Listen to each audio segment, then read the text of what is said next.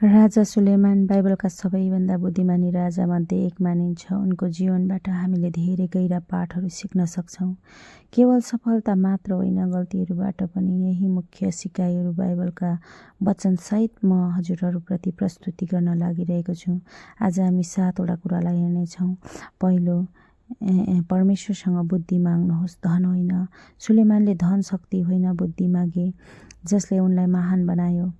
पहिलो राजा 3:11-12 यसरी भन्छ, तिमीले यो कुरा माग्यौ, हेर म तिमीलाई बुद्धि र समझ दिनेछु। सही निर्णयका लागि परमेश्वरसँग ज्ञान र बुद्धि माग्नुपर्छ। नम्बर 2, परमेश्वरको आज्ञा पालन नै साँचो सफलता हो। सुलेमानको सुरुवाती जीवन परमेश्वरप्रति समर्पित थियो, त्यसैले उनले सफलता पाए। पहिलो राजा 3:14 यसरी भन्छ, यदि तिमी मेरा मार्गमा हिँड्यौ भने म तिम्रो आयु पनि बढाउने छु। परमेश्वरको मार्गमा हिँड्दा जीवनमा स्थायी आशिषहरू आउँछ। नम्बर 3, ज्ञान र विवेकको महत्त्व। सुलेमानको बुद्धिले कठिन समस्या समाधान गर्यो। हितोपदेश 2:6 यसरी भन्छ, किनकि परमप्रभुले बुद्धि दिनुहुन्छ, उहाँकै मुखबाट ज्ञान र समझ आउँछ।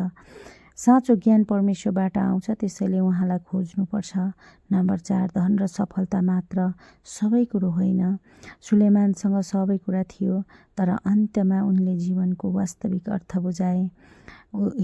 उपदेशकको पुस्तक 1:14 यसरी भन्छ, सबै व्यर्थ छ, हावा पन्छाउनु जस्तो। धन, शक्ति, सुख सबै अस्थायी हुन्, आत्मिकी जीवन नै महत्त्वपूर्ण हुन्छ। नम्बर 5, गलत सङ्गतले जीवन बिगार्न सक्छ। सुलेमान अन्ततिर परमेश्वरबाट टाढा भए, किनकि उनले गलत प्रभावहरू स्वीकारे। पहिलो राजा 11:4 यसरी भन्छ, उनका पत्नीहरूले उनको मनलाई अन्य देवतातर्फ फर्काए। गलत सङ्गत र गलत निर्णय जीवनलाई गलत दिशामा लैजान सक्छ। नम्बर 6, परमेश्वरको डर नै साँचो ज्ञान हो। उनले अन्तमा सबैभन्दा ठुलो सत्य यही भने। उपदेशक 12:13 यसरी भन्छ, परमेश्वरको डर मान र उहाँका आज्ञा पालन गर, यही मानिसको सम्पूर्ण कर्तव्य हो।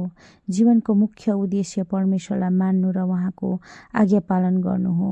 नम्बर 7 यसरी भन्छ, सुरुवात राम्रो भए पनि अन्त चाहिँ महत्त्वपूर्ण हुन जरुरी छ। मित्रहरू, सुलेमानले राम्रो सुरुवात गरे, तर अन्तमा चिप्लिए। मत्ती 24:4 यसरी भन्छ, तिमीहरू होसियार रहो ताकि तिमीहरू लड्न नपरोस्, शर्माउन नपरोस्। जीवनभरि स्थिर रहनु नै आवश्यक छ, केवल सुरुवात राम्रो हुनु पर्याप्त छैन।